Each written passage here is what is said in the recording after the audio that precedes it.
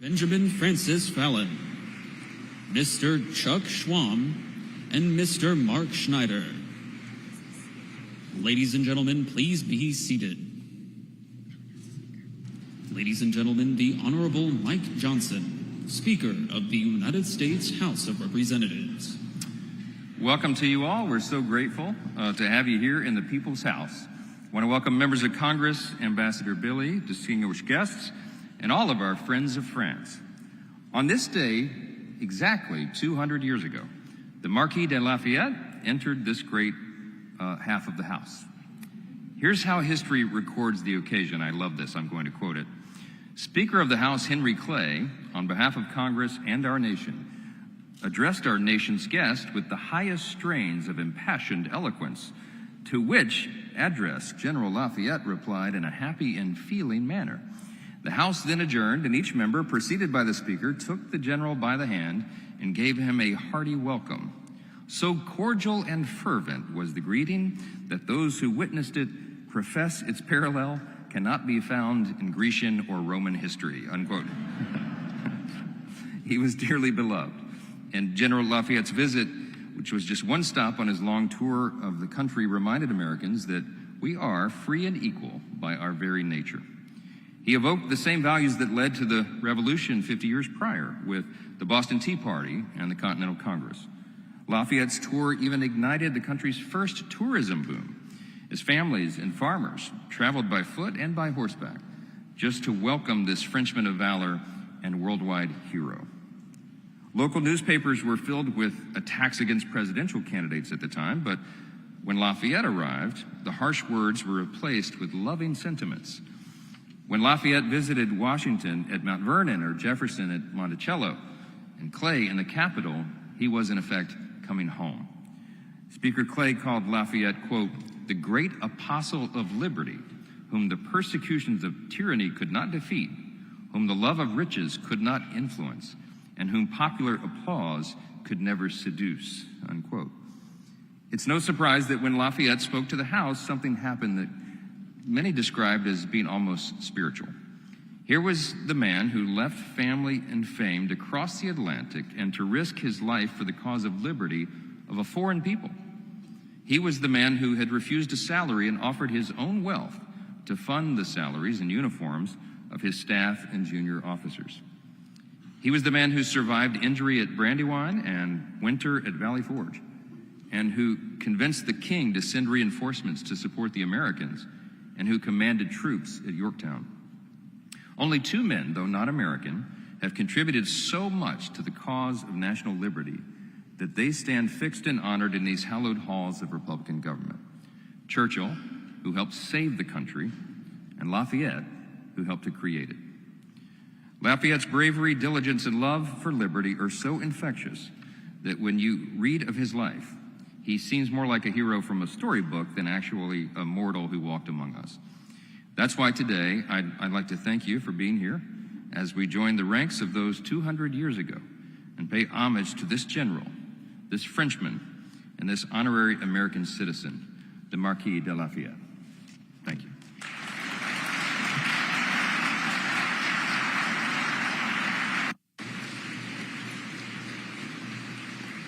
Ladies and gentlemen, please stand for the presentation of the colors by the United States Capitol Police Ceremonial Unit, the performance of the National Anthem of the United States by Miss Laura Hyde, the performance of the National Anthem of France by the Choir of the Embassy of France in the United States, and the retiring of the colors.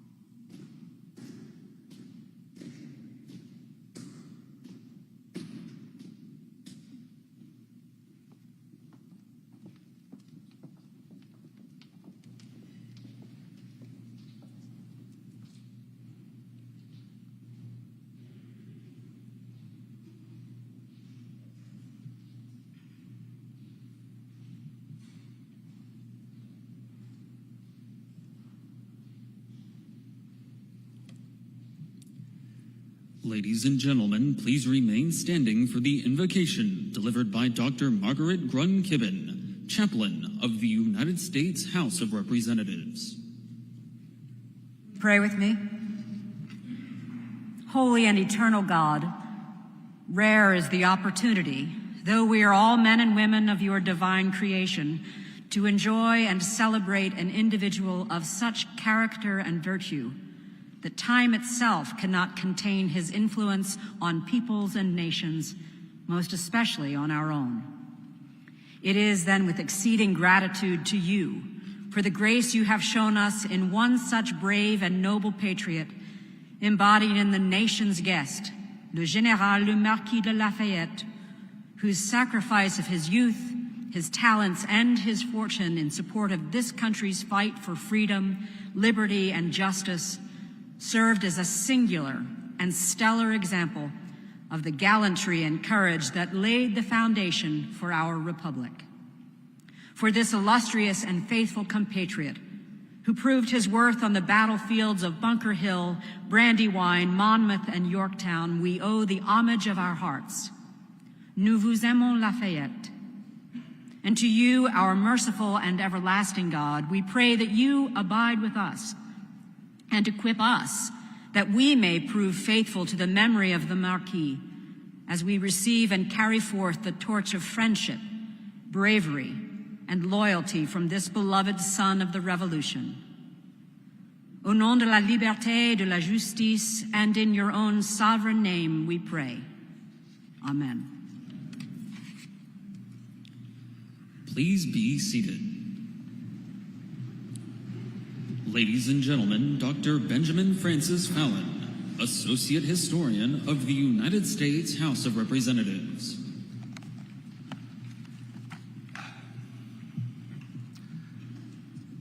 Mr. Speaker, Leader Jeffries, Mr. Ambassador, members and guests, it is a great privilege and a special feeling to stand in this hall today and reflect on the Marquis de Lafayette's historic address to the 18th Congress.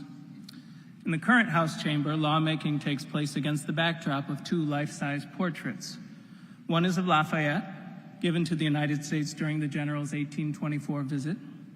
The other, just across the rostrum, is of another founding father, George Washington. Lafayette's return to America 2 centuries ago occurred amid vast changes. The task of upholding the promise of the American Revolution had largely passed from Washington's generation, and the 13 colonies Lafayette had defended were now a country of 24 states and 10 million people, with a foothold on the world stage. Lafayette's reception in the U.S. House bridged the eras, at once honoring the heroism of his youth while signifying new beginnings for the nation. The general was the first foreign dignitary to address Congress, and his visit encouraged the country to take stock of its advancements and to ponder its potential. On December 10, 1824, a welcoming committee of 24 U.S. representatives, one for every state in the Union, accompanied the 67-year-old Lafayette to the Capitol. When the entourage entered this hall at 1 o'clock that afternoon, a packed House chamber rose and removed their hats. Speaker Henry Clay of Kentucky stood and addressed his esteemed guest. Clay lauded Lafayette as a faithful and fearless champion of freedom, who had faced the perils, the sufferings, and the sacrifices of the American Revolution, and afterward continued his efforts on behalf of what Clay called an infant, a distant, and an alien people. As Congress's foremost champion of American economic development, Clay invited Lafayette to marvel at a land transformed since independence. Clay spoke glowingly of the forests felled, the cities built, the canals cut, the highways constructed, and the increase of population. Clay turned to Lafayette, who followed with his own patriotic reflections on the moment. The general declared that, like his dear revolutionary companions, his faith still abided in American principles of liberty, equality, and true social order. Nodding to Clay, he acknowledged the immense improvements and prodigious creations he had beheld during his visit. But he was quick to affirm that what he called the grandeur and prosperity of these happy United States owed above all to Americans' enduring commitment to self-government. For Lafayette, the country's wealth and progress mattered most because they safeguarded its independence, enabling America to remain a global beacon for liberty. When Lafayette finished speaking and the House adjourned, Clay descended from the rostrum and saluted him, and the other members followed suit. Since Lafayette's visit in 1824, hundreds of foreign dignitaries have addressed lawmakers in the House chamber. They, like presidents during the State of the Union and members of the House during debate, have made their case under Lafayette's knowing gaze. Regardless of the changes America undergoes, they can expect, as Henry Clay did, that the nation's esteem for Lafayette will be transmitted with unabated vigor down the tide of time. Thank you.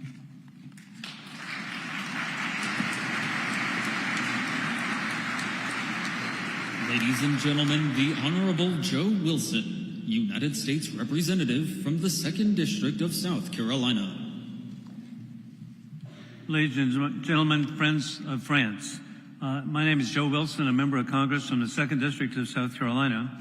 I'm grateful to serve as the co-chair of the Congressional French Caucus, appreciating my personal French history. Thank you, Ambassador Laurent, Bili, for you being here today, along with the members of the American Friends of Lafayette and friends of our beloved ally, France. My appreciation is very personal of being here today, in that the Marquis de Lafayette actually arrived to assist in the revolution in my home community of Georgetown, Charleston, South Carolina, on June 13, 1777. And we greeted the general and what an impact he had on our country. We all know France is the first American ally, dating to March 21, 1778, and when the French monarchy recognized the independence of the United States, and then on diplomatic relations, August the 6th, 1778. South Carolina really cherishes its French history, and we're grateful even today that we have the only functioning French Huguenot church in America, founded in 1844 in Charleston. Additionally, a leading patriot of the American Revolution was Huguenot General Francis Marion, the celebrated Swamp Fox. A beloved park is right here on Capitol Hill, just 2 blocks away, where it's known as Marion Park, and it was named after the general, and it's just, again, a daily reminder of our shared heritage and appreciation. Along with that, several years ago, I had the opportunity to raise money for a statue to be located in the park of General Marion. And while I was doing it, I was telling people, hey, this would be the first monument, ambassador, to a French Huguenot in Washington. And somebody very cheerfully reminded me, no, actually George Washington had French Huguenot heritage. There are other statues around. And the Marquis de Lafayette was a military leader of the American Revolution, a political leader of the French Revolution. During the American Revolution, Lafayette served as a member of George Washington's staff and brought needed French military support to the United States. Lafayette led the attack on the Battle of Yorktown, where the British surrendered in 1781. In 1824, it was mentioned that, indeed, that 50 years of independence, President James Monroe invited the Marquis de Lafayette to return to the United States for a triumphal tour of the country. During the 13-month tour, along with his son, appropriately named Georges Washington, he visited all 24 states. On December 6, 1824, the opening day of the second session of the 18th Congress, Speaker of the House, Henry Clay, invited Lafayette to address the House of Representatives on December the 10th. Lafayette then addressed the House, quote, "Mr. Speaker, I am declared to have in every instant been faithful to those American principles of liberty, equality, and true social order, the devotion to which, as it has been from my earliest youth, so it shall continue to be the latest of my breath." End of quote. And even today, we appreciate our French heritage. In the state of South Carolina, we are very, very grateful. In my home community of Lexington, South Carolina, we have the largest Michelin tire manufacturing plant in the world. So, Mr. Leader, that's 2,000 jobs that we appreciate. And so over and over again, I can tell the Wicker family of good things that happen with our association with our beloved France. And again, vive la France, God bless America. Thank you.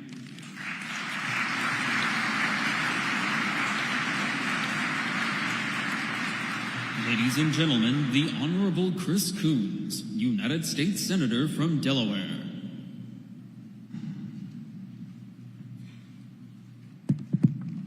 Good afternoon, chaplains, speaker, leader, congressman. Mon ami, Monsieur l'Ambassadeur, et nos amis français. I too am a co-chair of the French caucus and honored to have the opportunity to join you briefly. And I represent the state of Delaware, which also had some points of contact with the young Marquis de Lafayette. It's easy to forget just how young he was. But when he arrived in Delaware marching north from South Carolina, he celebrated his 20th birthday in Delaware. And it was just off of today's I-95 on the not very majestic but regionally significant Iron Hill that a young Marquis de Lafayette, as a new aide-de-camp of General Washington, joined General Greene as the three of them went to the top of Iron Hill and with spyglasses tried to discern where the very large British force that had left New York and was moving offshore would disembark. They discovered they disembarked at the head of Elk, the very northern point of the Chesapeake Bay, and they promptly began their march northward. Falling back, the Battle of Couch's Bridge, which happened just a quarter mile from that same hill, was the one first place where Delawareans fell in battle in our American Revolution. And as they moved through, seizing my hometown of Wilmington, Delaware, it was the Marquis de Lafayette who for the first time saw combat in the United States just over the Pennsylvania line in the Battle of the Brandywine.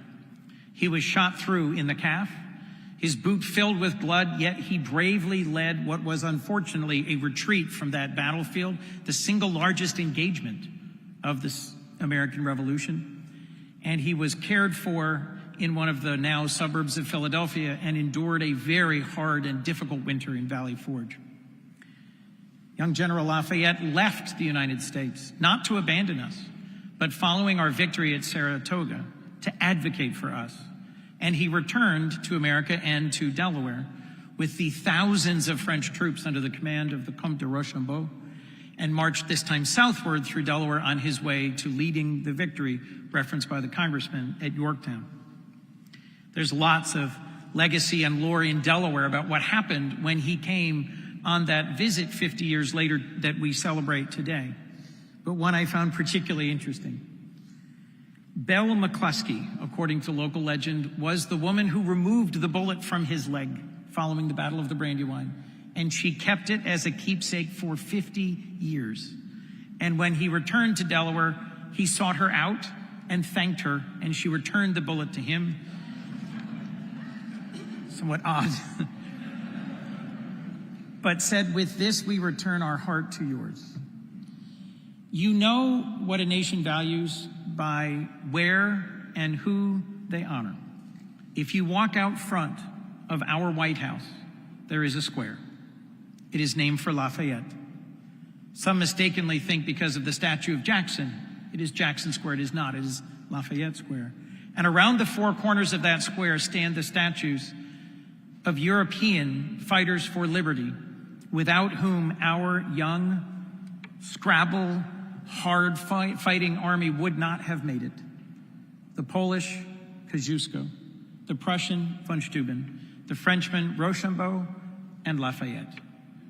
The United States would do well to remember that at the very founding of our republic, our struggle for liberty was made possible by the arms, the wisdom, and the fierce dedication of men who came from other shores to risk their lives in advancing liberty here. And I might for a moment remind you that many other national leaders and fighters for freedom have stood before Congress and addressed us following Lafayette's address of 200 years ago. Nelson Mandela, Lech Walesa, Pope Francis, President Macron, and President Zelensky. We would do well to remember that as events unfold today, from the streets of Seoul to Tbilisi, to to the battlefield of Ukraine, that it was exactly our fight for liberty that first inspired Lafayette, that can and should continue to inspire those around the world who continue to risk, to struggle, and to fight to advance freedom. Thank you.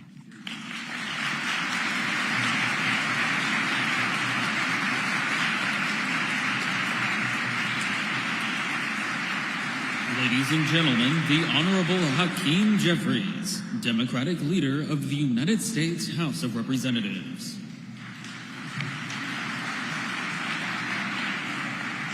Speaker Johnson, Congressman Wilson, Senator Coons, Ambassador Bili, my colleagues in government, friends of France, and all those assembled, good afternoon. It's a high honor and a distinct privilege to deliver these remarks as we mark 200 years since Marquis de Lafayette addressed the United States Congress, first arriving in America at just 19. The young aristocrat left family, fame, and fortune behind, pledging his life to the cause of liberty. He was indispensable in helping to deliver freedom to the 13 colonies. Returning to France, he continued his dedicated service to America, the French people, and humanity. He was a true hero of two worlds. At the invitation of President James Monroe, General Lafayette returned to tour America in advance of the 50th anniversary of our independence. Lafayette was a passionate defender of vulnerable people, an ardent abolitionist, and a devoted friend and ally to the United States of America. 200 years ago today, when introducing Lafayette to the House chamber, Speaker Henry Clay remarked, "The vain wish has sometimes indulged that Providence would allow the patriot, after death, to return to his country and to contemplate the intermediate changes which had taken place. To view the forests felled, the cities built, mountains leveled, canals cut, the highways constructed, the progress of the arts, the advancement of learning, and the increase in population." Throughout the tour that triumphantly brought Lafayette back to America before his death, the general visited all 24 states that were part of the Union at the time. Addressing the 18th Congress, then composed of 213 members of the House and 48 senators representing 10 million Americans, many of whom were enslaved. 200 years after this speech and 100 Congresses removed, we number more than 330 million Americans. Emancipation has been achieved. 435 members of the House and 100 members in that other chamber. During that time, cities have been built, mountains tamed, highways constructed, art, science, and technology have been advanced. But what hasn't changed? Here in the House and in the Senate, we continue as charged by the framers to represent and reflect the hopes, the dreams, the aspirations, the fears, the concerns, the anxieties, and the passions of the people. The spirit of Lafayette lives on. Lafayette told us in the Declaration of the Rights of Man and of the Citizen that nobody, no individual, may exercise any authority which does not flow directly from the nation. So let us, 200 years later, forge ahead, not as Democrats and Republicans, but as Americans whose authority proceeds directly from our great nation. We are forever grateful for the General. We celebrate our journey, our liberty, our founding principles, and our freedom and we continue our long, necessary, and majestic march toward a more perfect union. God bless you all. God bless the legacy of General Lafayette. Viva la France, and may God bless the United States of America.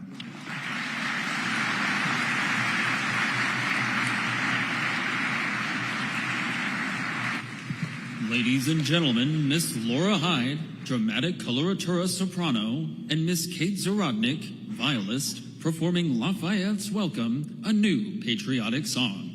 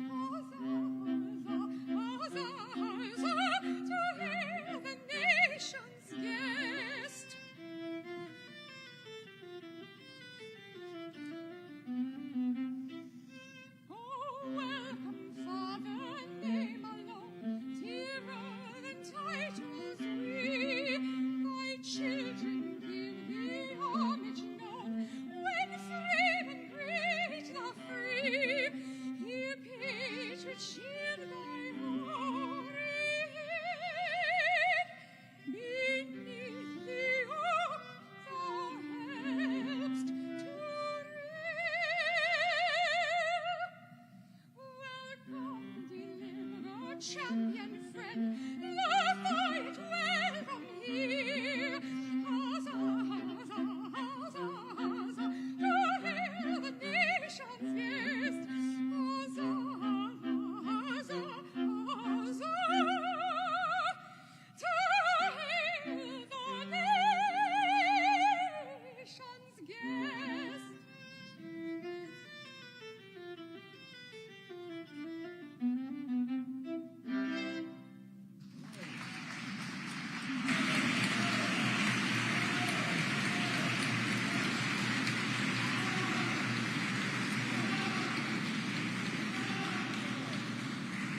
Ladies and gentlemen, Mr. Laurent Bili, Ambassador of France to the United States.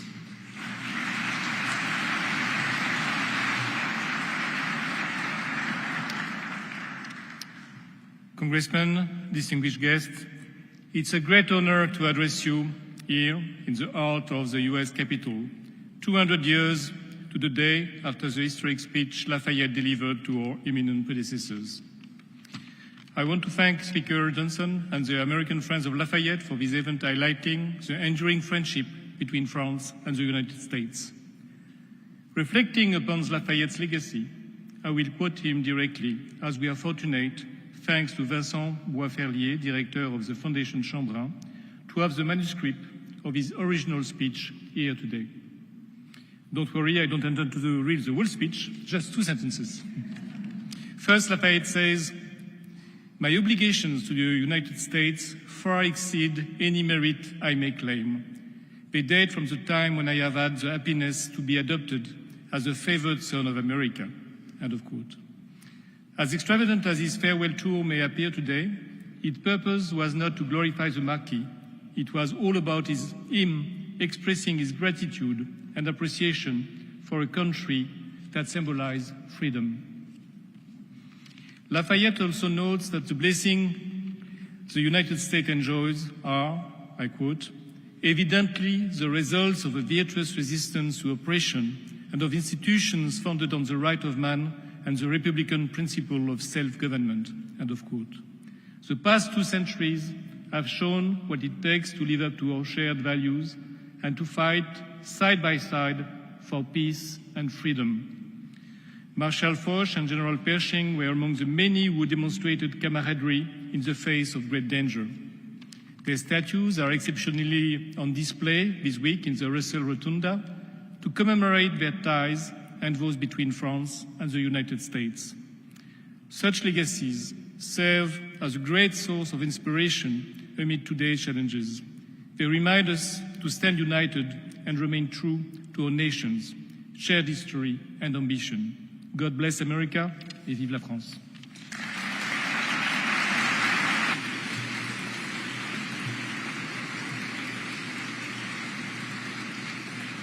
Ladies and gentlemen, Mr. Chuck Schwab, Executive Director of the American Friends of Lafayette.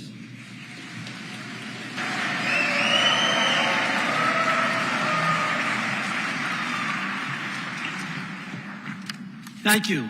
Thank you very much. First and foremost, I'd like to thank Speaker Jeffries and Speaker Johnson and Leader Jeffries for hosting this event. I'd like to thank our president, the president of the American Friends of Lafayette, Alan Hoffman, for your leadership and all your help, your support. And 2 important members from our D.C. committee, Craig Metz and Elizabeth Reese. Thank you very much. When Lafayette returned to the United States 200 years ago, he was greeted with great fanfare. We estimate that over 4 million people saw Lafayette during the Grand Tour of 1824 and 1825. He was America's first rock star, much more popular than the Beatles. The outpouring of love and affection was palpable throughout the 24 states, and men cheered, ladies swooned, the country was abuzz. However, 200 years ago on this particular day, things were a bit different. As Lafayette's carriage moved through the streets of this capital city towards the United States Capitol building, Americans, of course, lined the streets to get a glimpse of the last living major general from the American Revolutionary War.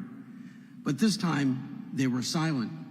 This was an important moment that deserved respect and serious attention.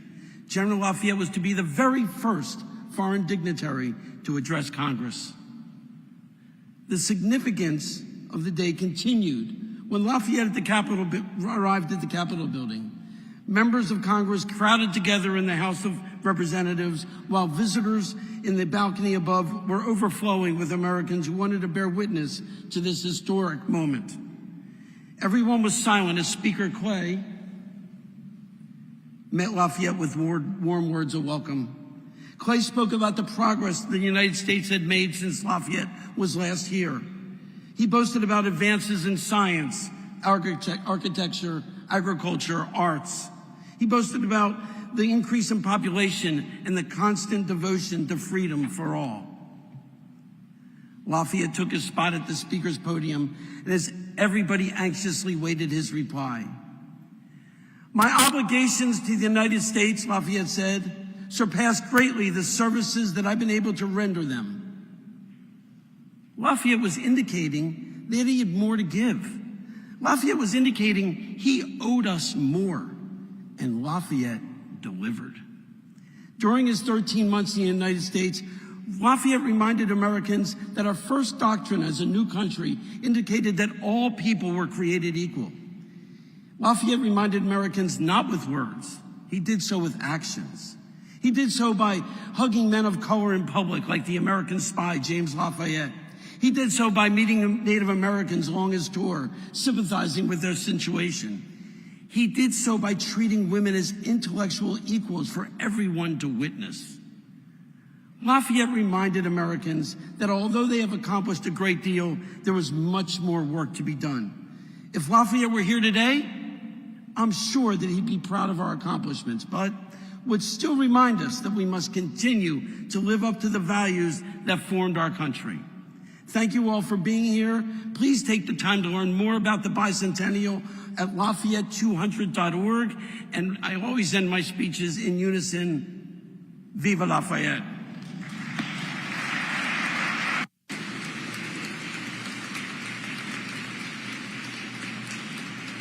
Ladies and gentlemen, Mr. Mark Schneider, historian and nation builder at the Colonial Williamsburg Foundation.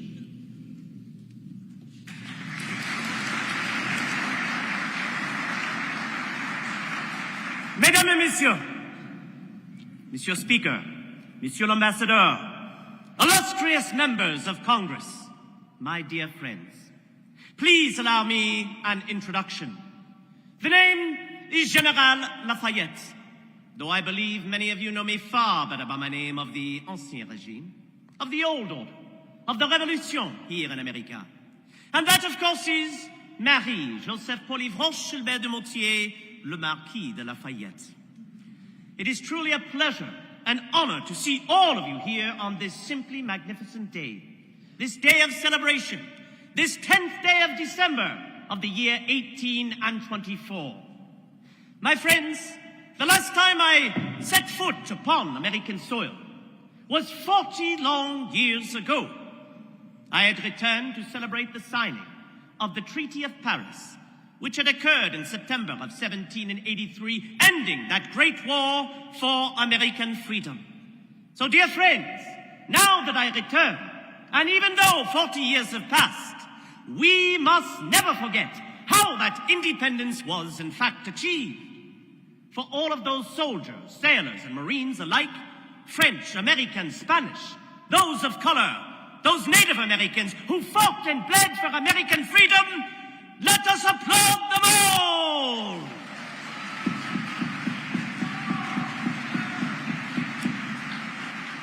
Well, dear friends, as you are well aware, I have been invited back to America, courtesy of your very own President of these United States, Monsieur Monroe, to be what he is calling a guest of the nation, to tour all 24 United States. Oh, can you imagine, 24? Do you realize the last time I was here you had but 13? Oh, goodness, at this rate you'll have as many as 50 one day. Could you imagine? But my friends, now that I have returned, I am certainly reminded of what first inspired me to cross the great ocean and to take part in this noble crusade. For friends, I first heard of this cause back in 1775. I was a sous-lieutenant, a second lieutenant, newly promoted to the rank of captain, and I attended a special dinner party, this one attended by the brother to the King of England. But unlike his brother, the King of England, this man was rather sympathetic to the American cause. We spoke of many subjects: the fighting at Lexington and at Concord, the Grand Congress in Philadelphia, and of course the great man himself, that of General Washington. And so it was, by the conclusion of this meal, I told my brother officers that I was ready and willing to fight and, if need be, die for this cause. Many have asked me, why, Monsieur le Marquis? Why would you want to go and fight and perhaps die in another man's war? For France and England were not at war at that moment. Why would you want to risk yourself in such an endeavor? Well, I believe you know the answer to that question. For this had been a war like none other in the history of man, had it not? This was a war of great ideas, of the freedom, even the liberation of mankind, a war that had embraced the ideas of the great thinkers, of what we often refer to as this enlightened age. Some call it an age of reason. Men like Voltaire and Rousseau and Montesquieu and Locke. And what did they speak of? Representation in government of an equality of mankind. That a man, no matter what class in society he might be born, whether he be black or white, Catholic or Protestant, rich or poor, enslaved or free, should not make a difference, but simply by the way in which that person would carry themselves and prove themselves in this world. This was my inspiration. My dear friends, 40 years have passed, and I am reminded of the last time that I saw His Excellency General Washington. It was in 1784. We had spent 10 glorious days at his beloved Mount Vernon, there reflecting upon the war and the future of this nation. We rode on to a place called Annapolis in Maryland, said goodbye to many of the officers we had the honor and privilege to have served with, and then onwards to a place called Marlborough in Maryland, and that is where I would say my goodbye. But not before the General said this to me. He said, Monsieur le Marquis, I sincerely believe that the easy part was winning this war. I could not imagine he would say such a thing after all of the trials and tribulations that we had been through. But he explained himself further by saying, I do believe that the much more difficult part will be for these 13 former colonies that have now formed 13 United States, well, getting along with one another, surviving into the future. Well, dear friends, look at how far you have gone. From 13 to 24 United States, you have endured war, civil strife, turmoil, yet you have endured. And why is that? Well, I dare say it is because of the foundation that was built at the price of so much sacrifice and blood by you, the American patriot. In fact, I will go further by saying one day this nation shall serve as a beacon for all other nations to look to as the truest example of freedom and of independence. God bless you all, my dear friends, and God bless this great nation of the United States of America.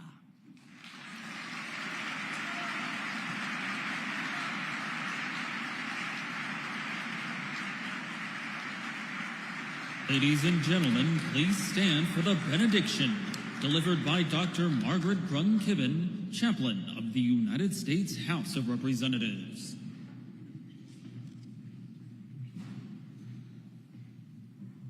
Would you pray with me? God of our past, our present, and our future, receive our deepest gratitude for this profound opportunity to celebrate our shared heritage and our shared values of liberté and égalité, embodied in the Marquis' willingness to share in the fight as both comrade and compatriot. Even as we have shared stories and told tales that have captured the quintessential Lafayette, it is clear that we also share a deep appreciation for your providence that allowed the patriot to return to see the progress for which he so selflessly sacrificed so much for the preservation of the soil on which we now stand. Today and into the future, may we ride this wave of camaraderie and patriotism, inspired to do our part, to risk and fight for freedom, to uphold the cause of liberty. For we stand ever in the grace of your divine protection. And while, yes, Americans 200 years ago returned their hearts to the Marquis de Lafayette on this day and always, would we be so grateful that we return our hearts to you? In your sovereign name we pray. Amen. Ladies and gentlemen, this concludes the ceremony. Thank you for joining us today.